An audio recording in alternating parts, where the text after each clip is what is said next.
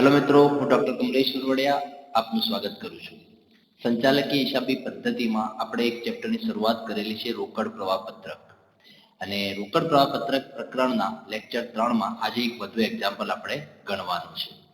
રોકડ પ્રવાહ પત્રકના અગાઉના જે 2 લેક્ચરો લીધા છે એમાં રોકડ પ્રવાહ અંગેની સમજૂતી, રોકડ પ્રવાહ પત્રક કઈ રીતે બની શકે છે, એનું જે પરફોર્મન્સ છે એ, અને રોકડ પ્રવાહ પત્રકના બીજા લેક્ચરમાં આપણે એક એક્ઝામ્પલ ગણેલો છે.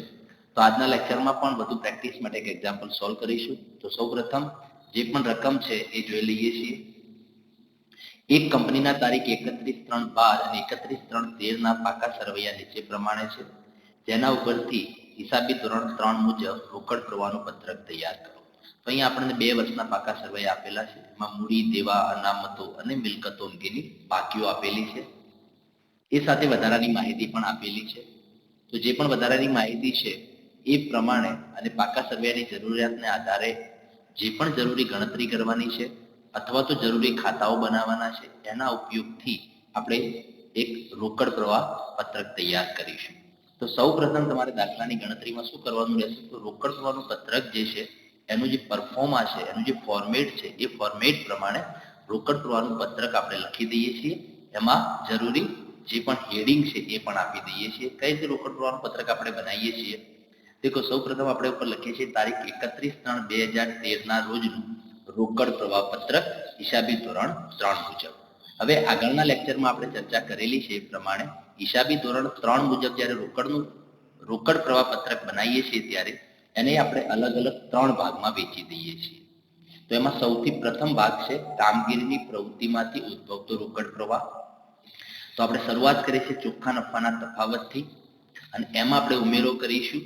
અને એ ઉમેરામાં આપણે કઈ વિગતો લખવાની રહેશે? તો જે નફા નુકસાન ખાતાની ઉધાર બાજુ લખવાની થતી હોય એવી તમામ વિગતો. એના અંદર શું આવશે? તો કે બિન રોકડ ખર્ચાઓ આવશે, અનામતો આવશે, જોગવાઈઓ આવશે. તો એ દરેક બાબતો અહીંયા આપણે લખવાની રહેશે. એના માટે દાખલાની જરૂરિયાત પ્રમાણે જગ્યા છોડી દઈએ છીએ. ત્યારબાદ એમાંથી આપણે બાદ કરીએ છીએ નફા નુકસાન ખાતાની જમા બાજુએ નોંધાતી વિગતો. એના અંદર આપણે બિન કામગીરીની આવકો લખીશું. આપણે ધંધાની જે મુખ્ય આવક સિવાયની જો અન્ય કોઈ આવકો છે તો એને આપણે અહીંયા બાદ કરવાની રહેશે.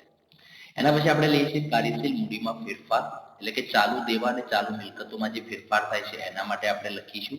જેમાં પણ આપણે ઉમેરો અને બાદ એમ 2 પ્રકારના હેડિંગ રાખીએ છીએ. એના અંદરથી બાદ કરીએ છીએ ચૂકવેલ કરવેરા, જે ગયા વર્ષના આપણે ચૂકવવાના હોય છે એ રકમ પણ બાદ કરીએ છીએ. અને ત્યારબાદ તમારી જે પ્રથમ પ્રવૃત્તિ છે એમાંથી મળતો ચોખ્ખો રોકડ પ્રવાહનો જવાબ તમને મળી જશે. તો આ પ્રમાણે આપણે જવાનું હોય છે. આ ફોર્મેટ ફિક્સ છે જેને આપણે યાદ રાખી દઈએ છીએ. સૌપ્રથમ પહેલા જરૂરી જગ્યા છોડી અને આ પ્રમાણે આપણે લખી દઈએ છીએ. એના પછી બીજી પ્રવૃત્તિ આપણી છે રોકાણ પ્રવૃત્તિમાંથી ઉદ્ભવતો રોકડ પ્રવાહ, એટલે કે જે પણ ધંધાની કાયમી મિલકતો છે અથવા તો લાંબા ગાળાના રોકાણો છે એનું ખરીદી, વેચાણ, વ્યાજ, આવક જે છે એની તમામ વિગતો આપણે બ નંબરની પ્રવૃત્તિમાં એટલે કે રોકાણ પ્રવૃત્તિમાં લખવાની હોય છે. એમાં પણ જે રોકડ પ્રવાહની આવક અને રોકડ પ્રવાહની જાવક એ માટે આપણે ઉમેરો અને બાદ એ પ્રમાણે 2 હેડિંગ રાખીએ છીએ. ત્યારબાદ એનો આપણને ચોખ્ખો જવાબ મળી જશે. 3 નંબરની પ્રવૃત્તિ છે નાણાકીય પ્રવૃત્તિમાંથી ઉદ્ભવતો રોકડ પ્રવાહ. નાણાકીય પ્રવૃત્તિ એટલે શેર, ડિવેન્ચર ને લગતી જે બાબતો છે, એના ડિવિડન્ડ ને એના વ્યાજને લગતી જે બાબતો છે એ તમામ આપણે નાણાકીય પ્રવૃત્તિમાં લખીશું. અને એ પ્રમાણે ત્રણેય પ્રવૃત્તિના જવાબોનો આપણે સરવાળો કરી દઈએ છીએ. અને એ સરવાળો પરથી નક્કી કરીએ છીએ કે રોકડ અને રોકડ સમાનમાં વધારો અથવા તો ઘટાડો. એના અંદર આપણે શરૂની રોકડ અને રોકડ સમાનની બાકી ઉમેરીએ છીએ, એટલે આપણા જવાબમાં આખરની રોકડ અને આખરની રોકડ સમાનની બાકી મળી જતી હોય છે. બરાબર. તો આપણે હવાલાથી શરૂઆત કરીએ છીએ. સૌથી પહેલો હવાલો અહીંયા છે કે વર્ષ દરમિયાન ઘસારાની જોગવાઈ મકાન પર ₹1,20,000 અને યંત્રો પર ₹1,00,000 છે. એટલે કે વર્ષ દરમિયાન આપણે મકાન પર અને યંત્રો પર ₹1,20,000 અને ₹1,00,000 ઘસારો ગણેલો છે. હવે અહીંયા ઘસારોનો હવાલો આપ્યો છે તો એને નોંધવા માટે આપણે એક મકાનનું ખાતું અને એક યંત્રોનું ખાતું ગણતરીમાં બનાવી દઈએ છીએ. તો એના માટે આપણે જોઈએ છીએ અહીંયા બનાવેલું છે, દેખો મકાનનું ખાતું. હવે મકાન જે છે એ મિલકત છે એટલે એની ઉધાર બાકી હોય તો આ પાકા સરવૈયામાં મકાનની તમને બાકી આપેલી હશે એ લખી દઈએ છીએ. દેખો અહીંયા મકાનની ઉધાર બાકી કેટલી છે? શરૂઆતમાં 6,40,000, આખરમાં છે 10,00,000. તો એ પ્રમાણે આપણે લખી દઈએ છીએ મકાનમાં 6,40,000 શરૂઆતની બાકી જે આપેલી છે અને આખરમાં લખીશું 10,00,000. હવે મકાની આપણી મિલકત છે, મિલકતની ઉધાર બાકી હોય એટલે શરૂઆતની ઉધાર બાકી લખીશું, આખરમાં જે બાકી આવશે જમા બાજુ લખાશે. આ કામ થઈ જાય છે. એ સાથે બીજો એક હવાલો આપણને આપેલો છે, એ છે યંત્રો પર ઘસારો. તો યંત્રોનું ખાતું પણ આપણે બનાવીશું ગણતરી માટે. તો યંત્રોમાં આપણને બાકી આપી છે 5,60,000 અને 8 લાખ. તો યંત્રોના ખાતામાં પણ લખી દઈશું બાકી. શરૂઆતમાં છે 5,60,000 અને આખરમાં કેટલી આપેલી છે 8 લાખ. તો આ પ્રમાણે બંને બાકી લખી દઈએ છીએ. તો ખાતું તૈયાર થઈ જાય છે. હવે આપણે હવાલાની અસર આપીશું. તો હવાલામાં એવું કહ્યું છે કે ઘસારો આપણે કેટલો ગણવાનો છે 1,20,000 અને 1 લાખ. ઘસારો એ શું છે? તો બિન રોકડ ખર્ચ છે. અને ખર્ચ છે એટલે આપણે એને ક્યાં લખવું જોઈએ? નફા નુકસાન ખાતાની ઉધાર બાજુ. હવે આપણે નફા નુકસાન ખાતું નથી બનાવતા, પરંતુ નફા નુકસાન ખાતાની ઉધાર બાજુ જે પણ વિગતો લખવાની થાય છે એ તમામે તમામ આપણે ચોખ્ખા નફામાં ઉમેરા તરીકે લખીએ છીએ. તો અહીંયા આપણે લખીશું એક મકાન પર ઘસારો અને બીજા નંબરમાં આપણને આપેલું છે યંત્રો પર ઘસારો. તો બંને ઘસારા આપણે નફા નુકસાન ખાતાની ઉધાર બાજુ લખવાનું છે. એ પ્રમાણે અહીંયા આપણે ચોખ્ખા નફામાં ઉમેરો કરી દઈશું. ઘસારો કેટલો છે? મકાન પર 1,20,000 છે અને યંત્રો પર કેટલો છે? 1 લાખ રૂપિયા છે. તો બંને વિગતો અહીંયા લખી દઈએ છીએ. બીજું કે જે ઘસારો છે, ઘસારાની આમનો શું થશે? તો ઘસારાની આમનો એ પ્રમાણે થતી હોય છે કે ઘસારા ખાતે ઉધાર તે જે તે મિલકત ખાતે, ઘસારા ખાતે ઉધાર તે આપણે જે મિલકત હોય એ મિલકત ખાતે જમા લઈએ છીએ. બરાબર. હવે ઘસારો ઉધાર છે તો ઘસારાનું ખાતું બંધ કરી અને આપણે ક્યાં લઈ જઈએ છીએ? નફા નુકસાન ખાતે લઈ જઈએ છીએ. તો આપણે નફા નુકસાન ખાતાની ઉધાર બાજુ તો લખી દીધું. હવે એની એક એન્ટ્રી ક્યાં આવશે? જે તે મિલકત ખાતાની જમા બાજુ.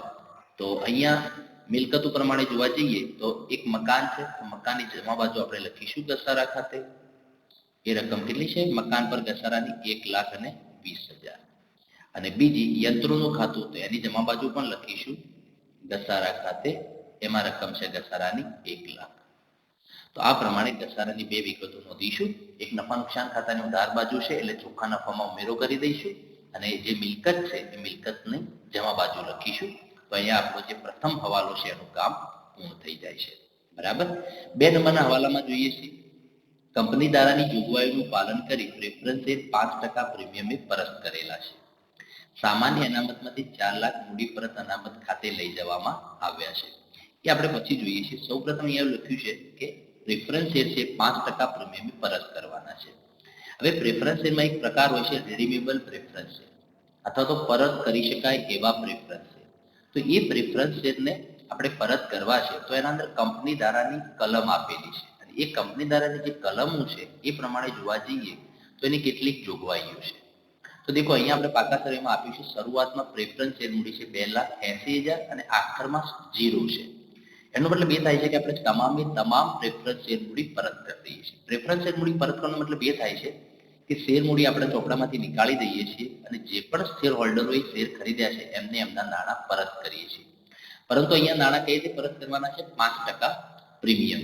તો કંપની ધારાની જોગવાઈમાં પહેલી જોગવાઈ એવી છે કે તમારે જે પણ પ્રેફરન્સ શેર પરત કરવાના છે એ પૂરા ભરપાઈ થયેલા હોવા જોઈએ. હવે આપણા દાખલામાં કઈ રીતે છે? તો 10 રૂપિયાનું છે, 7 રૂપિયા ભરપાઈ છે. એનો મતલબ એ થયું કે એમાં 3 રૂપિયા બાકી હપ્તાઓ છે. તો પ્રેફરન્સ શેર પૂર્ણ ભરપાઈ થયેલો છે તો જ એને તમે પરત કરી શકો. તો એના માટે સૌપ્રથમ આપણે શું કરીશું કે તે 3 રૂપિયા બાકી હપ્તો છે એ આપણે મંગાવીશું અને એના નાણાં આપણને મળશે. જ્યારે હવે બાકી હપ્તો આપણે મંગાવીએ છીએ તો અહીંયા હવાલા નંબર 2 ની આપણે ગણતરી લખીશું. તો બાકી હપ્તા માટે પહેલી એન્ટ્રી આ પ્રમાણે આવશે કે આરપીએફ હપ્તા ખાતે ઉધાર તે આરપીએસ મૂડી ખાતે. આરપીએસ નો મતલબ થાય છે રેડીમેબલ પ્રેફરન્સ શેર હપ્તા ખાતે ઉધાર તે રેડીમેબલ પ્રેફરન્સ શેર મૂડી ખાતે. તો એ રકમ આપણે જ્યારે હપ્તો મંગાવીએ છીએ ત્યારે લખીએ છીએ. એના પછી હપ્તાના નાણાં મળે ત્યારે એની આમનો થશે બેંક ખાતે ઉધાર તે રૂપિયા શાના આપણને મળે છે? તો આરપીએસ હપ્તા ખાતે. તો જ્યારે શેર મૂડીમાં કે ઇક્વિટી શેર મૂડીમાં જ્યારે હપ્તો મંગાવીએ છીએ અને હપ્તાના નાણાં મળે છે એમાં આ પ્રમાણે આપણે બે આકૃતિ લખવાની હોય છે. તો હવે હપ્તાની રકમ કેટલી થશે? તો એના માટે પાકું સમજવું જોઈએ. દેખો અહીંયા ટોટલ શેર મૂડી કેટલી છે? ભરપાઈ થયેલી 2,80,000 અને પર શેર દીઠ કેટલા રૂપિયા ભરપાઈ છે? 7. તો આપણે ભાગ્યા 7 કરીશું. તો 2,80,000 ભાગ્યા 7 એટલે અહીંયા શેરની સંખ્યા કેટલી થશે? 40,000. એટલે કે આ જે redeemable preference શેર છે એ શેરની સંખ્યા કેટલી છે કંપનીમાં? 40,000. હવે 40,000 શેર ઉપર આપણે કેટલા રૂપિયા મંગાવવાના છે? 7 રૂપિયા તો ભરપાઈ છે એટલે 3 રૂપિયા મંગાવવાના છે.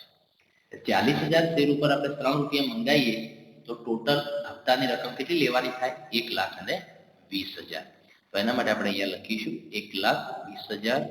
અહીંયા પણ રકમ આવશે 1,20,000. અહીંયા ફરી આવશે 1,20,000, 1,20,000. તો અહીંયા આપણો હપ્તો મંગાવવાનું કામ પૂર્ણ થઈ જાય છે. હવે હપ્તો મંગાવીએ છીએ ત્યારે આપણી જે શેર મૂડી છે પૂર્ણ ભરપાઈ થઈ જાય છે. પૂર્ણ ભરપાઈ શેર મૂડીને પરત કરવી છે. જ્યારે આપણે પરત કરવાનું નક્કી કરી દઈએ છીએ ત્યારે એના અંદર એન્ટ્રી આવશે આરપીએસ મૂડી ખાતે ઉધાર. અહીંયા આપણે પ્રીમિયમથી પરત કરવાની છે એટલે પરત પ્રીમિયમ ખાતે ઉધાર તે એ રૂપિયા આપણે કોને ચૂકવીશું? તો પ્રેફરન્સ શેર હોલ્ડરો ખાતે, એટલે આરપીએસ હોલ્ડરો ખાતે. હવે દેખો ભરપાઈ મૂડી કેટલી થશે? તો ટોટલ પાકા સમયમાં કેટલી છે? 2,80,000 છે અને આપણે હપ્તો મંગાવીએ છીએ 1,20,000. તો 2,80,000 તો છે, 1,20,000 નો હપ્તો મંગાવીએ છીએ એટલે ટોટલ ભરપાઈ મૂડી કેટલી થઈ જશે? 4 લાખ. બીજી રીતે શોધવું તો કેવી રીતે શોધી શકાય? તો પ્રેફરન્સ શેર છે કેટલા? 40,000, જેની ગણતરી અગર આપણે કરેલી છે. હવે અગાઉ ગણતરી પ્રમાણે 40,000 પ્રેફરન્સ શેર છે, એક 10 રૂપિયાનો છે એટલે એની કુલ ભરપાઈ મૂડી કેટલી થઈ જાય? 4 લાખ રૂપિયા. આપણે 2,80,000 નહીં લખીએ, અહીંયા 1,20,000 નો હપ્તો મંગાવ્યા પછી પ્રેફરન્સ શેર મૂડી કેટલા રૂપિયાની થઈ જશે? 4 લાખ. હવે લખ્યું છે પરત પ્રીમિયમ ખાતે. તો અહીંયા આપણા હવાલામાં લખેલું છે કે આપણે 5% પ્રીમિયમે પરત કરેલા છે. 5% પ્રીમિયમે જો પરત કરવામાં આવે તો 4 લાખના 5% એટલે પ્રીમિયમ કેટલું થશે? 20,000. આરપીએસ હોલ્ડરોને આપણે ટોટલ રૂપિયા કેટલા ચૂકવીશું? 4,20,000. તો આ પ્રમાણે પહેલી આમદન થશે. એના પછી શું થશે? તો આપણે જે પ્રીમિયમ છે એ પ્રીમિયમને માંડી વાળવાનું રહેશે. તો આ જે પ્રીમિયમનું જે 20,000 રૂપિયા નુકસાન છે એ માંડી માળવા માટે સૌ પ્રથમ આપણે કયા નફાનો ઉપયોગ કરીશું? તો જામીનગીરી પ્રીમિયમ. અને જો જામીનગીરી પ્રીમિયમ ના હોય તો નફા નુકસાન ખાતાનો ઉપયોગ કરીશું. તો દાખલામાં આપણે જોઈએ છીએ કે જામીનગીરી પ્રીમિયમ આપેલું છે કે નહીં. જો આપેલું છે તો આપણે એના અંદરથી આ જે પરત પ્રીમિયમ છે એને માંડી વાળીશું. તો પાકા સર્વેમાં જોવા જઈએ તો અહીંયા આપેલું છે જામીનગીરી પ્રીમિયમ. શરૂઆતમાં 60,000 છે, આખરમાં 40,000 છે. દેખો અહીંયા જામીનગીરી પ્રીમિયમમાં પણ ફેરફારો થાય છે. તો આપણે જામીનગીરી પ્રીમિયમ ખાતું પણ બનાવીશું. એ પહેલા આપણે આમનોંધ લઈ લઈએ છીએ એની કે શું આમનોંધ થશે એ. તો પરત પ્રીમિયમ આપણે શામાંથી માંડી વાળવાનું છે? તો જામીનગીરી પ્રીમિયમમાંથી. તો એની એન્ટ્રી આવશે જામીનગીરી પ્રીમિયમ ખાતે ઉધાર તે પરત પ્રીમિયમ ખાતે. તો આ પ્રમાણે આપણે જે પણ પરત પ્રીમિયમ છે એને માંડી વાળીએ છીએ. જો જામીનગીરી પ્રીમિયમ તમને બાકી દાખલામાં ના આપી હોય તો જામીનગીરી પ્રીમિયમની જગ્યાએ આપણે શું લખીશું? નફા નુકસાન ખાતે. એના પછી આપણે આરપીએસ હોલ્ડરોને રૂપિયા ચૂકવી દઈએ છીએ. તો એન્ટ્રી આવશે આરપીએસ હોલ્ડરો ખાતે ઉધાર તે બેંક ખાતે. ને આપણે ટોટલ કેટલા રૂપિયા ચૂકવવાના છે? 4,20,000. બીજું તમને બતાવી દઉં મિત્રો કે આ જે પણ હવાલો છે આરપીએસ પરતનો એ રોકડ પ્રવાહ પત્રક માટે સૌથી અગત્યનો પોઈન્ટ છે. અને અત્યારે આપણે જે પોઈન્ટ લઈ લઈએ છીએ એમાં આરપીએસ ને લગતા તમામ મુદ્દાનો સમાવેશ થઈ જાય છે. થોડુંક અઘરું છે પરંતુ સમજવા પ્રયત્ન કરો છો. હવે શું થાય છે? એના અંદર એક બીજી જોગવાઈ એવી છે કે તમે જે પણ આરપીએસ મૂડી પરત કરી છે, દાખલા તરીકે આપણે 4 લાખ રૂપિયા પરત કરીએ છીએ, તો એ જે 4 લાખ રૂપિયા તમે પરત કરો છો તો એટલા રૂપિયાનું તમારે મૂડી પરત અનામત ખાતું ઊભું કરવાનું રહેશે. તમે જે પણ શેર મૂડી પરત કરો છો એટલા રૂપિયાથી મૂડી પરત અનામત ખાતું ઊભું કરવાનું રહેશે. જો તમારી જોડે મૂડી પરત અનામત ખાતું ઊભું કરવા માટે જરૂરી નફો ન હોય તો તમારે એટલા રૂપિયાના નવા શેર બહાર કાઢવાના રહેશે. અથવા તો તમે બંનેની સાથે જોગવાઈ કરીને પણ પરત મૂડી જેટલી રકમ ઊભી કરી શકો. તો આપણા દાખલામાં અહીંયા સ્પષ્ટ કહી દીધું છે કે તમારે એના માટે લઈ અને 4 લાખ રૂપિયા મૂડી પરત અનામત ખાતે લઈ જવામાં આવ્યા છે. તો આ 4 લાખ રૂપિયા મૂડી પરત અનામત ખાતે કયા નફામાંથી લઈ જવાના છે? સામાન્ય અનામતમાંથી. બરાબર. તો સામાન્ય અનામતમાંથી મૂડી પરત અનામત ખાતે જે રકમ લઈ જવાની છે એના માટે પણ એક આપણે આમનોંધ લખવાની રહેશે.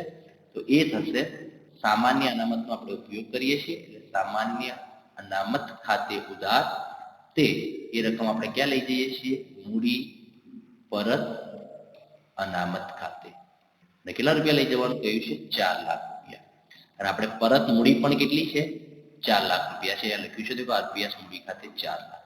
એનો મતલબ એ થાય છે કે આપણે પૂરેપૂરી રકમ મૂડી પરત અનામત ખાતામાં લઈ જઈએ છીએ. તો હવે નવા શેર બહાર પાડવાની કોઈ જરૂર છે નહીં.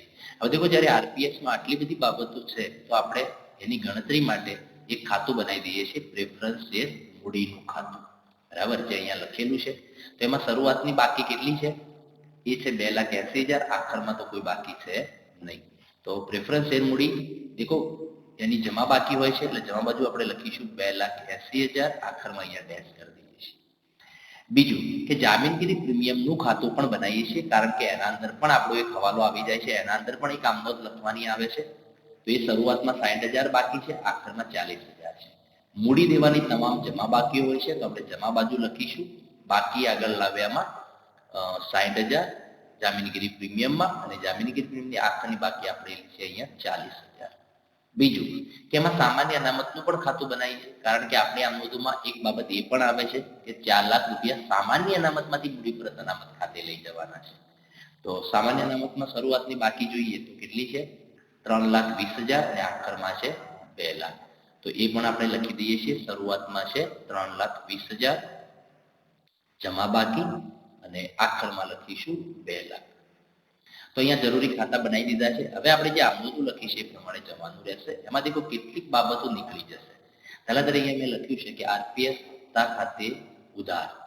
તો અહીંયા આપણે ફરી લખી દીધું આરપીએસ હપ્તા ખાતે જમા. તો આપણે એની તો કોઈ વિગત લખવાની રહેશે નહીં. હવે ત્યાં લખ્યું છે આરપીએસ મૂડી ખાતે જમા. તો આપણે જે પણ પ્રેફરન્સ શેર મૂડી ખાતું બનાવ્યું છે એની જમા બાજુ લખી દઈશું. અહીંયા લખીશું આપણે આરપીએસ એટલે કે રિડીમેબલ પ્રેફરન્સ શેર હપ્તા ખાતે. અને કેટલા રૂપિયા આપણે મંગાયેલા છે? 1,20,000. વધુમાં જોઈએ એમાં લખ્યું છે બેંક ખાતે ઉધાર. તો હવે પૈસા આવે છે. પૈસા આવે છે એટલે કે રોકડની આવક છે. તો આપણે જે રોકડ પ્રવાહ છે એના વધારામાં લખીશું. હવે રોકડ પ્રવાહના વધારામાં લખીશું તો સમજણ પડી જાય છે આપણને, કારણ કે પૈસા આવે છે તો રોકડના વધારામાં લખીશું, અને રોકડ જાય છે તો રોકડના ઘટાડામાં લખીશું. તો રોકડના વધારામાં લખવાની વાત ક્લિયર થઈ જાય છે, પરંતુ કઈ પ્રવૃત્તિમાં લખવી તો આગળ મેં બતાવ્યું છે, ફરી બતાવી દઉં છું કે શેર મૂડી અને ડિબેન્ચરને લગતી તમામ બાબતો નાણાકીય પ્રવૃત્તિમાં આવશે. તો અહીંયા જે આરપીએસ હપ્તો છે અથવા આરપીએસ મૂડીનો જે હપ્તો છે એને આપણે ક્યાં લખીશું? નાણાકીય પ્રવૃત્તિમાં. નાણાકીય પ્રવૃત્તિ એટલે આપણી 3 નંબરની પ્રવૃત્તિ છે, એમાં ઉમેરામાં લખીશું. ઉમેરામાં એ પ્રમાણે લખીશું કે આરપીએસ હપ્તો. તો જે આરપીએસ એટલે કે રિડીમેબલ પ્રેફરન્સ શેર મૂડી પરનો હપ્તો. પ્રેફરન્સ શેર મૂડી પરનો હપ્તો કેટલા રૂપિયા છે? 1,20,000. પૈસા આવે છે એટલે આપણે ઉમેરામાં લખીશું. તો એનું કામ પૂર્ણ થઈ જાય છે. હવે આગળ જોઈએ છીએ, એમાં લખ્યું છે આરપીએસ મૂડી ખાતે ઉધાર, પરત પ્રીમિયમ ખાતે ઉધાર, તે આરપીએસ હોલ્ડર ખાતે. હવે આમાં પણ કેટલીક બાબતો એવી છે, દેખો જેમ કે અહીંયા લખ્યું છે કે પરત પ્રીમિયમ ખાતે ઉધાર. આપણું નુકસાન છે એટલે ઉધાર કર્યું. પછી શું થયું કે એ પ્રીમિયમને આપણે જામીનગીરી પ્રીમિયમ ખાતે માંડી વાળીએ છીએ. એટલે ફરી અહીંયા લખ્યું કે પરત પ્રીમિયમ ખાતે જમા. તો એનો મતલબ શું થયો કે જે પરત પ્રીમિયમ છે એની તો આપણે કોઈ નોંધ લખવાની રહી નહીં. તો એ પ્રમાણે જોઈએ છીએ. દેખો લખ્યું છે આરપીએસ મૂડી ખાતે ઉધાર. તો આરપીએસ મૂડીનું આપણે ખાતું બનાવેલું છે, એની ઉધાર બાજુ લખીશું. ત્યાં લખીશું પ્રેફરન્સ શેર હોલ્ડરો ખાતે. કેટલા રૂપિયા લખવાના છે? પ્રેફરન્સ શેર મૂડી ખાતે ઉધારમાં 4 લાખ. તો એ કામ થઈ જાય છે અહીંયા. પછી લખેલું છે પરત પ્રીમિયમ ખાતે ઉધાર. અહીંયા પરત પ્રીમિયમ જમા કર્યું છે એટલે એની એન્ટ્રી આવશે નહીં. પછી લખ્યું છે અહીંયા આરપીએસ હોલ્ડરો ખાતે જમા. બરાબર, 4,20,000. દેખો અહીંયા ફરી લખ્યું છે કે આરપીએસ હોલ્ડરો ખાતે ઉધાર. નંબર શું થયું કે એવી પણ ઉધાર જમા થઈને ખાતું બંધ થઈ જાય છે, એની પણ આપણે કોઈ એન્ટ્રી લખીશું નહીં. એના પછી આગળ જઈએ છીએ તો અહીંયા લખ્યું છે જામીનગીરી પ્રીમિયમ ખાતે ઉધાર. જામીનગીરી પ્રીમિયમની ઉધાર બાજુ આપણે લખીશું. જામીનગીરી પ્રીમિયમ અહીંયા લખીશું. શાનું લખવાનું છે? તો આરપીએસ પરત પ્રીમિયમ ખાતે. તો એ પ્રીમિયમ કેટલું છે? 20,000 છે. વધુમાં આગળ લખીએ છીએ, જોઈએ છીએ આપણે એમાં તો આરપીએસ મૂડી લખાવી ગઈ, જામીનગીરી જે પ્રીમિયમ છે એમાં પણ ઉધાર બાજુ લખાવી ગઈ. હવે લખ્યું છે તે બેંક ખાતે. બેંક ખાતે એટલે આપણે આરપીએસ હોલ્ડરોને રૂપિયા ચૂકવીએ છીએ. આરપીએસ હોલ્ડરોને રૂપિયા ચૂકવીએ છીએ તો પૈસા જાય છે. તો કઈ પ્રવૃત્તિમાં લખીશું? નાણાકીય પ્રવૃત્તિમાં. નાણાકીય બાદમાં લખીશું પ્રેફરન્સ શેર મૂડી પરત, અને કૌંસમાં આપણે લખી દઈએ છીએ પ્રીમિયમ સહિત. ટોટલ કેટલા રૂપિયા આપણે ચૂકવીએ છીએ? 4,20,000. તો એ બાબત પણ ક્લિયર થઈ જાય છે. એના પછી છે સામાન્ય અનામત ખાતે ઉધાર તે મૂડી પરત અનામત ખાતે. તો સામાન્ય અનામતની ઉધાર બાજુ લખી દઈએ છીએ. એ બનાવેલું છે. સામાન્ય ઉધાર બાજુ લખીશું મૂડી પરત અનામત ખાતે. ટોટલ સામાન્ય અનામતમાંથી કેટલી રકમ લઈ જઈએ છીએ? 4 લાખ. અને વધુમાં લખ્યું છે કે તે મૂડી પરત અનામત ખાતે. તો અહીંયા તો દેખો ક્યાંય મૂડી પરત અનામત ખાતું આપ્યું નથી. તો એનો મતલબ એ થયો કે 4 લાખ રૂપિયા મૂડી પરત અનામતના ગયા ક્યાં? ક્યાંક તો જમા હોવા જોઈએ. તો જમા બાકીમાં તો ક્યાંય કશું આપ્યું નથી. તો મતલબ એ થાય છે કે એ 4 લાખ રૂપિયા જે મૂડી પરત અનામત ખાતું છે, આપણે ક્યાંક ને ક્યાંક એનો વપરાશ થયેલો હશે. ક્યાં એનો વપરાશ થાય છે એ આગળ દાખલામાં આપેલું હશે. બીજું કે આ જે છે ટેકનિકલ બાબતો બતાવી કે ટેકનિકલી આરપીએસ જે મૂડી આપણે પરત કરીએ છીએ, પ્રેફરન્શિયલ મૂડી પરત કરીએ છીએ, એની કઈ રીતે રકમ લખવામાં આવે છે, કઈ રીતે આ નોંધ લખવામાં આવે છે. પણ રોકડ પ્રવાહ પ્રકરણ માટે તમારે આટલું લાંબુ યાદ રાખવાની જરૂર નથી. એમાં શોર્ટમાં આપણે લખી શકીએ છીએ. કઈ રીતે? દેખો, સૌ પ્રથમ તો આપણા જે શેર છે એ પૂરા ભરપાયેલા નથી, પૂરા ભરપાઈ થયેલા નથી. એનો હપ્તો મંગાવીએ છીએ. હપ્તો મંગાવીએ એટલે શું થશે? તો હપ્તાની ગણતરી કઈ રીતે કરવાની? તો બતાવી દીધું હતું. 2,80,000 ભાગ્યા 7 એટલે 40,000 શેર થયા. 7 રૂપિયા ભરપાઈ છે એટલે 3 રૂપિયા પ્રમાણે 1,20,000 રૂપિયા હપ્તો મંગાવવાનો થાય. તો હપ્તો મંગાવીશું ત્યારે રૂપિયા મળે છે. રૂપિયા મળે છે તો નાણાકીય પ્રવૃત્તિમાં લખી દો આરપીએસ હપ્તો 1,20,000. અને એના કારણે આપણે શેર મૂડી વધે છે તો પ્રેફરન્સ શેર મૂડીમાં જમા કરી દઈએ છીએ 1,20,000. એ ક્લિયર થઈ જાય છે. એના પછી આગળ જોઈએ છે તો હવે શું થશે કે જે આરપીએસ પરત કરવાની છે તો એના માટે આપણે ડાયરેક્ટ લખી શકીએ અહીંયા આ પ્રકરણ માટે કે આરપીએસ મૂડી ખાતે ઉધાર કેટલા રૂપિયા? 4 લાખ. પરત પ્રીમિયમ કેટલું છે? 5% એટલે 20,000 રૂપિયા થઈ. આ પરત પ્રીમિયમ આપણે પહેલા ક્યાં લખીશું?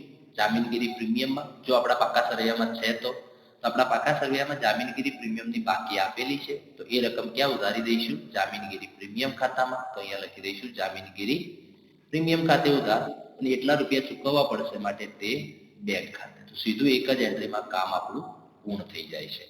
બરાબર. તો આ પ્રમાણે પણ તમે લખી શકો છો 4,20,000. તો આ જે ઉપરની આમદો છે એ બધામાંથી આપણે આટલી એન્ટ્રી લખવાની હોય છે. બરાબર. તો એ પ્રમાણે પણ તમે જઈ શકો છો. અને છેલ્લે એક આમનોંધ લખવાની રહેશે. જે રકમ આપણે મૂડી પરત અનામત ખાતે લઈ જઈએ છીએ તો જે નફાનો ઉપયોગ કરીએ છીએ તે આગળ એ રકમને ઉધાર કરી દઈએ છીએ. તો આ સાથે અહીંયા જે આપણો બીજા નંબરનો જે હવાલો છે એનું કામ પૂર્ણ થઈ જાય છે. વધુ આગળ જોઈએ છીએ જે પણ 3 નંબરનો હવાલો આપેલો હોય એના માટે. તો એમાં લખેલું છે કે 4 લાખના ડિબેન્ચર 5%ના વટાવે બહાર પાડે. દેખો 4 લાખના ડિબેન્ચર શરૂઆતમાં તો કોઈ રકમ છે જ નહીં, આખરમાં 4 લાખ છે. એનો મતલબ એ થયો કે આપણે વર્ષ દરમિયાન નવા 4 લાખના જે ડિબેન્ચર બહાર પાડ્યા છે. અને કઈ રીતે? 5%ના વટાવે બહાર પાડ્યા છે. હવે ડિબેન્ચર બહાર પાડો છો ત્યારે તમને શું મળશે? તો રૂપિયા મળશે, રોકડ મળશે, નાણાં આવશે ધંધામાં. અને નાણાં જ્યારે આવે છે તો આપણે ઉમેરામાં લખીશું. કઈ પ્રવૃત્તિમાં લખીશું? તો નાણાકીય પ્રવૃત્તિમાં. તો અહીંયા આપણે લખીશું નવા બહાર પાડેલ ડિબેન્ચર. અને કૌંસમાં હું લખી દઉં છું વટાવ બાદ. કારણ કે ટોટલ 4 લાખના આપણે ડિબેન્ચર બહાર પાડીએ છીએ પણ એમાં 5% વટાવ છે. એટલે વટાવ કેટલો થાય? 20,000 રૂપિયા. એટલે અહીંયા આપણને કેટલા રૂપિયા મળશે? 3,80,000. કંપનીમાં પૈસા આવશે કેટલા? તો માત્ર 3,80,000. કારણ કે 20,000 રૂપિયા વટાવથી આપણે બહાર પાડ્યા છે ત્યારે. હવે એ જે વટાવ છે એ તો આપણું નુકસાન છે. તો પાકા સરવૈયામાં ક્યાંક લખેલું હોવું જોઈએ. દેખો મિલકતો સાઈડ જોઈએ છે તો મિલકતો સાઈડ આપણને ક્યાંય ડિબેન્ચર વટાવ આપ્યો નથી. મિલકતો સાઈડ વટાવ નથી આપ્યો તો આપણે શું કરીએ છીએ? એને નફા નુકસાન ખાતાની ઉધાર બાજુ લખી દઈએ છીએ. અહીંયા 3 નંબરમાં ડિબેન્ચર પર વટાવ કેટલા રૂપિયા છે? 20,000. અને તે ડિબેન્ચર ખાતે જમા. ડિબેન્ચર ખાતામાં જમા કરીશું જે આ 4 લાખ રૂપિયા બતાવે છે. તો એનું ખાતું બનાવ્યું નથી આપણે, જરૂર પણ નથી. તો બે વિગત લખીએ છીએ. 4 લાખના ડિબેન્ચર બહાર પાડીએ છીએ પરંતુ વટાવથી બહાર પાડીએ છીએ એટલે આપણને કેટલા રૂપિયા મળશે? માત્ર 3,80,000. બરાબર ને? 4 લાખ રૂપિયાના ડિબેન્ચર છે એમાંથી 5% વટાવ. એટલે વટાવ કેટલો થાય? 20,000 રૂપિયા. એટલે આપણી જોડે નાણાં કેટલા આવે? 3,80,000. તો એ જે 3,80,000ના જે નાણાં આવે છે એને આપણે ક્યાં લખીશું? નાણાકીય પ્રવૃત્તિના અંદર ઉમેરામાં લખીશું, જે અહીંયા લખ્યા છે નવા બહાર પાડેલ ડિબેન્ચર. 20,000 વટાવ જે છે આપણું નુકસાન છે, તો એને આપણે જે અહીંયા કામગીરીની પ્રવૃત્તિ છે એના અંદર નફા નુકસાન ખાતાની ઉધાર બાજુ લખી દઈએ છીએ. તો એ ડિબેન્ચરનું કામ પૂર્ણ થઈ જાય છે. એના પછી જોઈએ છીએ આગળ વધુમાં 4 નંબરમાં, કંપનીએ મૂડી પરત અનામતમાંથી વર્તમાન શેર ધારકોને 2:1 પ્રમાણમાં બોનસ શેર આપેલા છે. દેખો, આપણે મૂડી પરત અનામત ખાતું, તો તમને એવું થશે કે અહીંયા તો ક્યાંય મૂડી પરત અનામત ખાતું આપેલું જ નથી, પરંતુ આપણે 2 નંબરના હવાલામાં જોયેલું છે કે આપણે જે સામાન્ય અનામતમાંથી કેટલી રકમ મૂડી પરત અનામત ખાતામાં લઈ જઈએ છીએ? 4 લાખ. તો એ જે 4 લાખ રૂપિયા આપણે મૂડી પરત અનામત ખાતે લઈ જઈએ છીએ, એનો આપણે ઉપયોગ કરી અને શું કરવાનું છે? તો બોનસ શેર આપવાના છે. શું આપવાનું છે? Bonus share. તો એ જે બોનસ શેર આપવાના છે, કઈ રીતે આપવાના છે? તો 2:1 પ્રમાણમાં. દેખો, એના માટે શરૂઆતની શેર મૂડી કેટલી છે? 8 લાખ છે. હવે જ્યારે તમે 2:1 પ્રમાણમાં બોનસ આપો છો, તો શું થશે? આપણે એક બોનસ આપીએ છીએ, તો ટોટલ આપણી મૂડી છે 8 લાખ રૂપિયા. તો 8 લાખ કેટલા રૂપિયાની શેર મૂડી બોનસ તરીકે આપવાની રહેશે? 4 લાખ. ના 4 લાખ માટે શાનો ઉપયોગ કરવાનો છે? મૂડી પરત અનામત ખાતાનો. એના માટે એન્ટ્રી થશે, જે નફાનો ઉપયોગ કરો છો એ લખવા પડશે મૂડી પરત અનામત ખાતે ઉધાર તે. આપણે લખીશું ઇક્વિટી શેર મૂડી ખાતે. કેટલા રૂપિયા? 4 લાખ રૂપિયા. બસ, બોનસની આ પ્રમાણે એન્ટ્રી લખાય છે. દેખો, આ જે આમોદ છે એ માત્ર ને માત્ર રોકડ પ્રવાહ પત્રકના કામકાજ માટેની છે, એની ગણતરી માટે છે. અને બોનસની ઓરિજિનલ આમોદ કઈ રીતે થશે? મૂડી પરત અનામત ખાતે ઉધાર તે ઇક્વિટી શેર હોલ્ડરોના બોનસ ખાતે. ત્યારબાદ બીજી આમોદ ઇક્વિટી શેર હોલ્ડરોના બોનસ ખાતે ઉધાર તે ઇક્વિટી શેર મૂડી ખાતે. પણ આપણે અહીંયા ઇક્વિટી શેર હોલ્ડરનું બોનસ એકવાર ઉધાર કરી છે, એકવાર જમા કરી છે, નીકળી જાય છે. એની આમનોંધ આપણે ક્યાં એન્ટ્રી લખવાની હોય નહીં. તો જે રોકડ પ્રવાહનું પત્રક છે એના માટે બોનસની આમનોંધ આ પ્રમાણે આપણે યાદ રાખીએ છીએ. હવે દેખો, અહીંયા મૂડી પરત અનામત ખાતું જમા કરેલું છે, અહીંયા મૂડી પરત અનામત ખાતું શું થઈ જાય છે? ઉધાર થઈ જાય છે. એનો મતલબ એ થયો કે મૂડી પરત અનામતની આપણે કોઈ વિગત રોકડ પ્રવાહમાં નોંધવાની રહેશે નહીં. માત્ર શેર મૂડી ખાતાની જમા બાજુ લખીશું. તો એના માટે આપણે ઇક્વિટી શેર મૂડી ખાતું બનાવેલું છે. શરૂઆતમાં મૂડી કેટલી છે? આપણે અહીંયા 8 લાખ રૂપિયા છે, અને આખરમાં કેટલી છે? 12 લાખ રૂપિયા છે. અને એમાં આપણે 4 લાખનું જે બોનસ આપીએ છીએ જમા કરીશું, તો અહીંયા લખીશું ઇક્વિટી શેર હોલ્ડરોના બોનસ ખાતે 4 લાખ. બરાબર. તો બોનસનું કામ પણ પૂર્ણ થઈ જાય છે. વધુ આગળ જોઈએ છીએ, કરવેરાના 1 લાખ ચૂકવ્યા છે. તો કરવેરા 1 લાખ ચૂકવીએ છીએ, તો એના માટે આપણે આગળ કહેલું છે તમને કે કરવેરાનો કોઈ પણ પ્રકારનો હવાલો આપેલો છે તો કરવેરાની જોગવાઈનું ખાતું બનાવી દઈએ છીએ. તો અહીંયા કરવેરાની જોગવાઈ તમને આપેલી છે, શરૂઆતમાં 96,000, આખરમાં છે 1,20,000. એના માટે કરવેરાની જોગવાઈનું ખાતું બનાવી દઈએ છીએ. આપણે અહીંયા લખેલું છે, શરૂઆતમાં કેટલા છે? 96,000 અને આખરમાં છે 1,20,000. બરાબર. ફરી એકવાર બાકી જોઈ લઈએ છીએ. શરૂઆતમાં છે 96,000, આખરમાં છે 1,20,000. હવે એવું કહ્યું છે કે આપણે 1 લાખ રૂપિયા કરવેરા ચૂકવીએ છીએ. કરવેરા ચૂકવીએ છીએ ત્યારે શું આમનોંધ થશે? તો કે કરવેરાની જોગવાઈ ખાતે ઉધાર તે બેંક ખાતે. કરવેરાની જોગવાઈ ખાતે ઉધાર તે બેંક ખાતે. કેટલા રૂપિયા ચૂકવીએ છીએ? 1 લાખ. તો કરવેરાની જોગવાઈની ઉધાર બાજુ લખી દઈએ છીએ.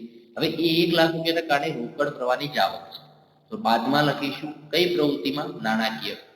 કામગીરીની પ્રવૃત્તિમાં. તો કામગીરીની પ્રવૃત્તિમાં આપણે એક સ્પેશિયલ કોલમ રાખીએ છીએ, ચૂકવેલ કરવેરા ગયા વર્ષના, જે કેટલા ચૂકવીએ છીએ? 1 લાખ. તો એને ફોર્મેટ પ્રમાણે ત્યાં આગળ જ આપણે લખીશું. તો કરવેરાનું કામ પૂર્ણ થઈ જાય છે. લગભગ દરેક દાખલામાં આ પોઈન્ટ હશે. વધુ આગળ જોઈએ છીએ તો કે પાછલા વર્ષનું સૂચિત ડિવિડન્ડ પણ ચૂકવેલું છે. તો પાકા સરેમાં દેખો, સૂચિત ડિવિડન્ડ તમને આપેલું છે 80,000, જે પાછલા વર્ષનું છે. ચાલા વર્ષનું કેટલું છે? 1,44,000. તો આમાં તમારે શું કરવાનું? કે જે પાછલા વર્ષનું ડિવિડન્ડ છે એ તમારે ચૂકવી દેવાનું. એનું ખાતું આપણે નહીં બનાવીએ, ડાયરેક્ટલી લખી શકાય. ડિવિડન્ડ ચૂકવીએ છીએ ત્યારે રોકડની જ આવક છે. કઈ પ્રવૃત્તિમાં લખીશું?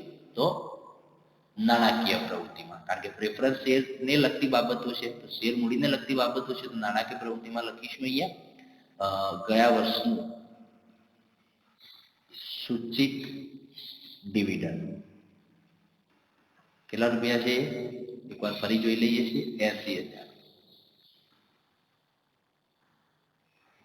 તો એ લખી દઈએ છીએ અહીંયા. ગયા વર્ષનું સૂચિત ડિવિડન્ડ નાણાકીય પ્રવૃત્તિમાં રોકડ જાય છે માટે બાદમાં. બીજું કે કરંટ યરનું જે સૂચિત ડિવિડન્ડ કેટલું છે 1,44,000, તો એની આપણે જોગવાઈ કરવાની રહેશે. અને જ્યારે નફામાંથી કોઈ પણ વિગત માટે આપણે જોગવાઈ કરીએ છીએ તો નફા નુકસાન ખાતાની ઉધાર બાજુ લખીશું અહીંયા સૂચિત ડિવિડન્ડ ની જોગવાઈ. તો સૂચિત ડિવિડન્ડ અને સૂચિત ડિવિડન્ડની જોગવાઈ ચાલુ વર્ષે કેટલી કરેલી છે 1,44,000, તો એ લખી દઈએ છીએ અહીંયા 1,44,000. આ બધી વિગતો એવી છે કે જે દરેક દાખલામાં તમને રિપીટ જોવા મળશે. બરાબર, એ કામ થઈ જાય છે. લાસ્ટમાં છે વેચાણ કિંમત પર 20% નફો મળે તે રીતે રોકાણો વેચેલા છે. દેખો રોકાણો શરૂઆતમાં કેટલા છે 1,60,000 ના છે, આખરમાં ડેશ થઈ જાય છે, એટલે બધા જ રોકાણો આપણે વેચી દઈએ છીએ. તો એના માટે આપણે ગણતરી કરીશું અહીંયા કે રોકાણોનું વેચાણ એવું હેડિંગ આપી દઈએ છીએ. હવે દેખો અહીંયા પ્રશ્ન એ છે કે જે નફો છે તમને શાના ઉપર કહ્યું છે વેચાણ કિંમત પર. હવે વેચાણ કિંમત તો આપણે જોડે છે નહીં, તો વેચાણ કિંમત પર નફો કઈ રીતે ગણવો, તો એના માટે આપણે ધારણા કરવી પડે. ધારણા કઈ રીતે કરીશું, આપણે અહીંયા લખીશું કે ધારો કે રોકાણોની વેચાણ કિંમત ₹100 છે. હવે જો વેચાણ કિંમતમાંથી આપણે નફો બાદ કરી દઈએ જે વેચાણ કિંમતના 20% છે એટલે ₹20, તો ₹80 તમને શું મળી જાય એની ચોપડે કિંમત મળી જાય. હવે આપણે અહીંયા લખીશું ચોપડે કિંમત અથવા તો એની પડતર કિંમત ₹80 છે, તો નફો કેટલા રૂપિયા થયો છે આપણને ₹20. તો આપણા રોકાણોની જે ચોપડી કિંમત તો 1,60,000 છે, તો નફો કેટલો થાય તો 1,60,000 × 20/80 એટલે જવાબ આવશે 40. 40,000 શું થશે નફો થશે. બરાબર, હવે શું થશે વેચાણ કિંમત બરાબર શું હોય, તો વેચાણ કિંમત બરાબર હોય ચોપડે કિંમત અથવા તો પડતર કિંમત પ્લસ નફો. તો ચોપડે કિંમત અહીંયા 1,60,000 છે અને નફો કેટલો થયો 40,000. ટોટલ કેટલા રૂપિયા વેચાણ કિંમત થઈ 2 લાખ. તો રોકાણ વેચાણની ઉપજ કેટલી થશે 2 લાખ. હવે રોકાણોનું જે વેચાણ છે એને આપણે કઈ પ્રવૃત્તિ ગણીએ છીએ નાણાકીય પ્રવૃત્તિ. તો અહીંયા લખેલું છે રોકાણ પ્રવૃત્તિ. કોઈ પણ મિલકત અથવા રોકાણોનું જે વેચાણ ખરીદી છે એને આપણે શામાં લઈશું રોકાણ પ્રવૃત્તિમાં. તો રોકાણ પ્રવૃત્તિમાં ઉમેરામાં લખીશું કારણ કે રોકડ આવે છે. શાના કારણે આવે છે, અહીંયા લખીશું રોકાણોનું વેચાણ. ટોટલ કેટલા રૂપિયા રોકાણ વેચાણમાંથી આપણને મળશે 2 લાખ. હવે જે રોકાણ વેચાણમાંથી આપણને 2 લાખ મળે છે પણ એમાં 40,000 નો નફો છે, તો 40,000 નફો છે તો આપણે ક્યાં લખીશું નફા નુકસાન ખાતાની જમા બાજુ. હવે નફા નુકસાન ખાતાની જમા બાજુ એટલે કે જે કામગીરીની પ્રવૃત્તિ છે એમાંથી બાદ કરીશું. અહીંયા આપણે લખીશું રોકાણ વેચાણનો નફો જે 40,000 રૂપિયા છે અને તે શું લખાય તે રોકાણો ખાતે જમા. રોકાણો ખાતાની જમા બાજુમાં લખશો એટલે જે રોકાણોનું ખાતું છે એ શું થઈ જશે બંધ થઈ જશે. તો અહીંયા આપણે રોકાણોનું ખાતું બનાવવાની કઈ જરૂર નથી. તો આ સાથે લગભગ તમામ હવાલોનું કામ પૂર્ણ થઈ જાય છે. હવે આપણે પાકા સરવ્યાની શરૂઆત કરીએ છીએ. સૌથી પહેલા આપ્યું છે ઇક્વિટી શેર મૂડી. તો આપણે ઇક્વિટી શેર મૂડીનું ખાતું બનાવીએ છીએ જે બનાવેલું છે, તો એને હવે આપણે ક્લોઝ કરી દઈએ છીએ. તો શું થશે 8 અને 4 એટલે અહીંયા જમા બાજુ ટોટલ થશે 12 લાખ. ઉધાર બાજુ પણ કેટલા રૂપિયા આપેલા છે 12 લાખ. એટલે કે આ ખાતું બંધ થઈ જાય છે, એની હવે કોઈ વિગત લખવાની છે નહીં. એ સિવાય પાકા સરવ્યામાં બીજી કઈ બાકી આપી છે પ્રેફરન્સ શેર મૂડી. તો એના માટે પણ આપણે ખાતું બનાવેલું છે, તો એ ખાતાને ક્લોઝ કરી દઈશું. દેખો પ્રેફરન્સ શેર મૂડીમાં જોવા જઈએ તો 2,80,000 અને 1,20,000 એટલે અહીંયા ટોટલ થશે 4 લાખ. અહીંયા પણ આપેલા છે 4 લાખ. તો પ્રેફરન્સ શેર મૂડી ખાતું પણ બંધ થઈ જાય છે, તો એની પણ હવે કોઈ વિગત લખવાની છે નહીં. એના પછી આપણે જોઈએ છીએ જામીનગીરી પ્રીમિયમ. તો જામીનગીરી પ્રીમિયમનું પણ ખાતું બનાવેલું છે, તો એને પણ ક્લોઝ કરી દઈએ છીએ. દેખો 20 અને 40 60,000. અહીંયા પણ કેટલા થાય છે 60,000. એની પણ કોઈ બાકી મળતી નથી. જો કોઈ બાકી આવે છે તો પ્રશ્ન રહેશે કે આપણે એની એન્ટ્રી ક્યાં લખવી. અહીંયા જે ખાતું બંધ થઈ જાય છે એની કોઈ વિગતની બાકી લખવાની છે નહીં. એના પછી આપણે પાકા સરવ્યામાં જોઈએ તો કઈ ખાતું આવે છે અનામતો. અનામતો એટલે સામાન્ય અનામતો. તો સામાન્ય અનામતોમાં જોવા જઈએ તો એનું પણ ખાતું બનાવેલું છે. અહીંયા કેટલું થશે 4 લાખ અને 2 લાખ એટલે અહીંયા થશે 6 લાખ. અહીંયા પણ થશે 6 લાખ. હવે 6 લાખમાંથી 3,20,000 જાય તો કેટલો જવાબ આવે જોઈ લઈએ છીએ આપણે. 6 લાખ માઇનસ 3,20,000 જવાબ આવશે 2,80,000. હવે 2,80,000 નો મતલબ શું થયો અહીંયા જમા બાજુ આવે છે મતલબ તેનો મતલબ એ થાય છે કે ચાલુ વર્ષે આપણે નફામાંથી 2,80,000 રૂપિયા ક્યાં લાવ્યા છીએ? સામાન્ય અનામત ખાતામાં. એટલે અહીંયા આપણે લખીશું નફા નુકસાન ખાતે, બરાબર. તો એની આમનો થશે નફા નુકસાન ખાતે ઉધાર તે સામાન્ય અનામત ખાતે જમા. તો નફા નુકસાન ખાતામાંથી 2,80,000 રૂપિયા આપણે સામાન્ય અનામત ખાતામાં ફેરબદલી કરીએ છીએ. હવે અહીંયા અનામતની જમા બાજુ રકમ મળે છે તો આપણે નફા નુકસાન ખાતાની ઉધાર બાજુ લખીશું. અહીંયા નફા નુકસાન ખાતાની ઉધાર બાજુ ઉમેરામાં આપણે લખીશું સામાન્ય અનામત ખાતે ફેરબદલી. તો સામાન્ય અનામત ખાતે એવું લખીએ છીએ તો પણ કોઈ ઇસ્યુ છે ને. એનો જવાબ છે 2,80,000. આગળ જોઈએ છે બાકા સરવૈયામાં નફા નુકસાન ખાતું. નફા નુકસાન ખાતાને ક્યાંય લખવાનું ના હોય, જે પણ આખરની બાકી અને શરૂની બાકી છે એનો તફાવત લખીશું. તો આખરની બાકી કેટલી છે? અહીંયા 3 લાખ અને શરૂઆતની બાકી છે 1,40,000. 3 લાખમાંથી 1,40,000 બાદ કરીએ એટલે બાકી કેટલી વધે? 1,60,000. એ આપણે અહીંયા લખી દઈએ છીએ રોકડ પ્રવાહમાં. દેખો અહીંયા તફાવત લખેલું જ છે અને ત્યાં લખી દઈએ છીએ. કેટલો જવાબ આવતો હતો અહીંયા તફાવતનો? 1,60,000. એ લખી દઈએ છીએ ડાયરેક્ટ બીજા નંબરના કોલમમાં 1,60,000. કઈ રીતે મળે ફરી અહીંયા બતાવી દઉં છું. આખરની બાકી 3 લાખ માઇનસ શરૂની બાકી 1,40,000. તો જવાબ મળી જાય છે. ઓકે, નફા નુકસાન ખાતાને ડાયરેક્ટ અહીંયા લખી દઈએ છીએ. એની કોઈ ગણતરી કે કોઈ બીજી વિગત હશે નહીં. એના પછી આગળ જોઈએ છે ડિબેન્ચર. તો દેખો ડિબેન્ચરમાં જે 4 લાખના વધારાના ડિબેન્ચર આપ્યા છે એની એન્ટ્રી આપણે લખી દીધી, કારણ કે નવા બહાર પાડેલા છે જે હવાલામાં આપ્યું હતું એટલે એનું કામ પૂર્ણ થઈ જાય છે. આગળ જોઈએ છીએ હવે એ છે લેણદારો. લેણદારો એ શું છે? તો ચાલુ દેવા છે. તો ચાલુ દેવાને આપણે ક્યાં લખીશું? કાર્યશીલ મૂડીમાં લખીશું.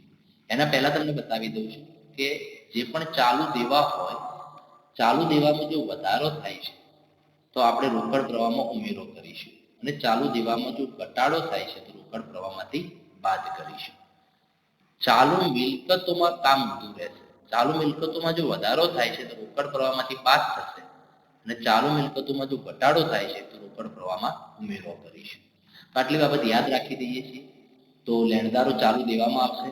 દેખો એમાં વધારો થાય છે. વધારો થાય છે તો આપણે કાર્યશીલ મૂડીમાં ઉમેરો કરીશું. અહીંયા લખીશું કાર્યશીલ મૂડીમાં ફેરફાર ઉમેરામાં લેણદારોમાં વધારો. કેટલા થયા? 2 લાખથી વધીને 2,40,000 થાય છે એટલે વધારો કેટલો કહેવાય? 40. ફરી એકવાર બતાવી દઈએ છીએ. લેણદારો દેખો 2 લાખથી 2,40,000, 40,000 વધારો થાય છે. ક્યાં લખીશું? કાર્યશીલ મૂડીમાં ઉમેરામાં. દેવી મૂડી. દેવી મૂડી 80,000 થી અહીંયા શૂન્ય થઈ જાય છે તો ઘટાડો થયો કહેવાય. ઘટાડો થાય છે તો આપણે ચાલુ દેવું છે તો બાદમાં લખીશું કાર્યશીલ મૂડીમાં. અહીંયા લખેલું છે કાર્યશીલ મૂડીમાં ફેરફાર, એમાં બાદમાં લખીશું દેવી ઊંડીમાં ઘટાડો. કેટલા રૂપિયા? 80,000 થી શૂન્ય થઈ જાય છે એટલે પૂરેપૂરા 80,000 લખવાના રહેશે. એ કામ ક્લિયર થઈ જાય છે. એના પછી શું આપ્યું છે? કરવેરાની જોગવાઈ. તો કરવેરાની જોગવાઈ માટે આપણે એનું ખાતું બનાવેલું છે તો એને બંધ કરીશું. અહીંયા ટોટલ આવશે 2,20,000. એ ટોટલ આપણે અહીંયા પણ લખી દઈએ છીએ 2,20,000. 2,20,000 માંથી આપણે 96,000 માઇનસ કરી દઈએ છીએ તો અહીંયા બાકી કેટલી આવશે? 1,24,000. હવે દેખો એનો મતલબ શું થયો? શરૂની આખાની બાકી આપી છે, આ ગયા વર્ષના કરવેરા ચૂકવ્યા છે તો 1,24,000 શું છે? તો ચાલુ વર્ષની કરવેરાની જોગવાઈ છે. અને કરવેરાની જોગવાઈ આપણે શામાંથી કરીએ છીએ? નફા નુકસાન ખાતે. ક્યાં લખાશે? નફા નુકસાન ખાતે. તો કરવેરાની જોગવાઈની જમા બાજુ લખેલી છે તો નફા નુકસાન ખાતાની ઉધાર બાજુ લખી દઈએ છીએ. અહીંયા આપણે ઉધાર બાજુ ઉમેરામાં લખીશું કરવેરાની જોગવાઈ ખાતે, અને રકમ કેટલી હતી? 1,24,000. તો અહીંયા કરવેરાની જોગવાઈના ખાતાનું કામ પૂર્ણ થઈ જાય છે. વધુ આગળ જોઈએ છીએ તો સૂચિત ડિવિડન્ડ. તો સૂચિત ડિવિડન્ડનું આપણે કામ પૂર્ણ કરી દીધું છે. 80,000 આપણે ચૂકવીએ છીએ તો નાણાકીય પ્રવૃત્તિમાંથી બાદ થશે. 1,44,000 ચાલુ વર્ષની જોગવાઈ છે તો નફા નુકસાન ખાતાની ઉધાર બાજુ. તો સૂચિત ડિવિડન્ડની બંને વિગતો આપણે લખી દીધી છે. હવે અહીંયા પાઘડી. તો મિલકતોમાં પાઘડી તો શરૂઆતમાં 3,20,000 આપેલી છે, આખરમાં છે 2,40,000. તો પાઘડીમાં ટોટલ ઘટાડો કેટલો થયો? 3,20,000 માઇનસ 2,40,000 એટલે 80,000 રૂપિયા. હવે આ જે 80,000 રૂપિયા ઘટાડો છે એને શું કહેવાય? માંડી વાળેલ પાઘડી. તો માંડી વાળેલ પાઘડીને આપણે ક્યાં લખી દઈએ છીએ? નફા નુકસાન ખાતાની ઉધાર બાજુ. અહીંયા 7 નંબરમાં લખીશું માંડી વાળેલ પાઘડી. અને કેટલા રૂપિયા માંડી વાળીએ છીએ આપણે? 80,000. તો પાઘડીનું ખાતું બનાવવાની જરૂર નથી, એને સીધે સીધું લખી દઈએ છીએ. એના પછી છે મકાન. તો તો મકાનનું તો આપણે ખાતું બનાવેલું છે તો એને બંધ કરીશું. મકાનનું ખાતું બંધ કરીએ તો 1,20,000 અને 10 લાખ એટલે ટોટલ અહીંયા ટોટલ થશે 11,20,000. અહીંયા પણ થશે 11,20,000. 11,20,000 માંથી આપણે શું કરીશું, કેટલી રકમ છે ત્યાં 6,40,000 છે બાદ કરીશું.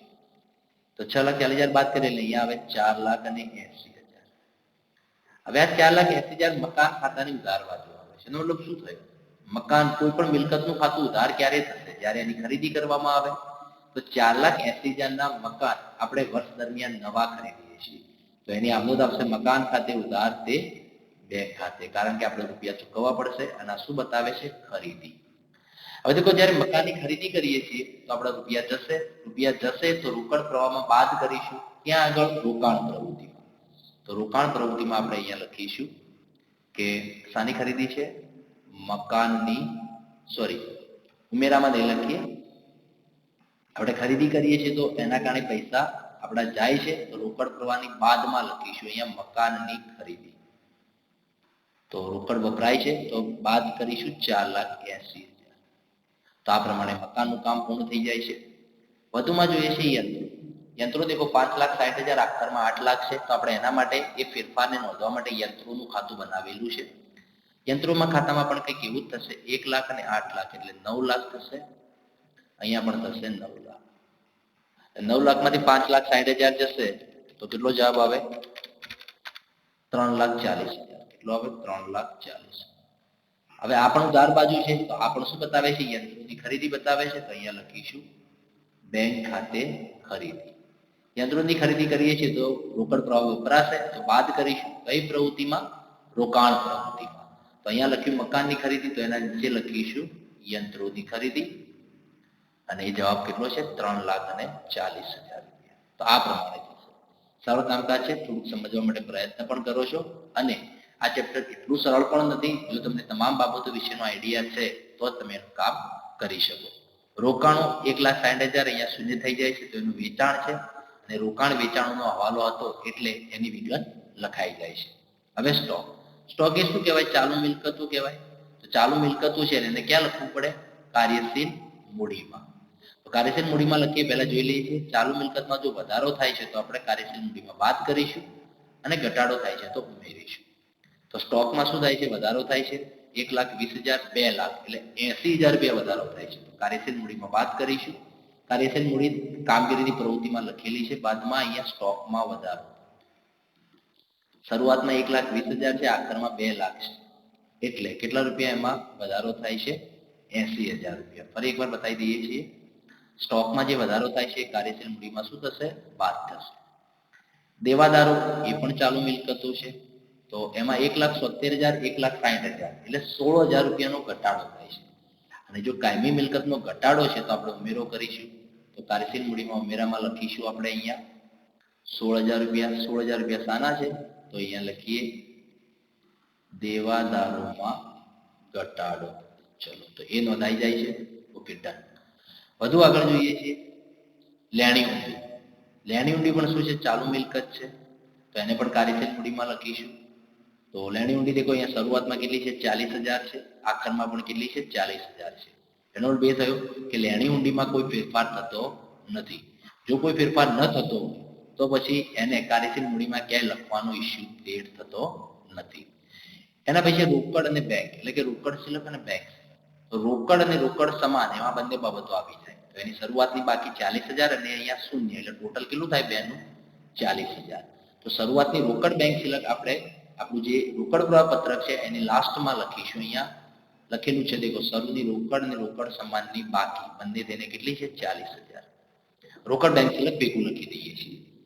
હવે એ જ પ્રમાણે આખરની બાકી આપેલી છે 44,000 અને 1,60,000 એટલે એ ટોટલ કેટલું થાય, 2,04,000.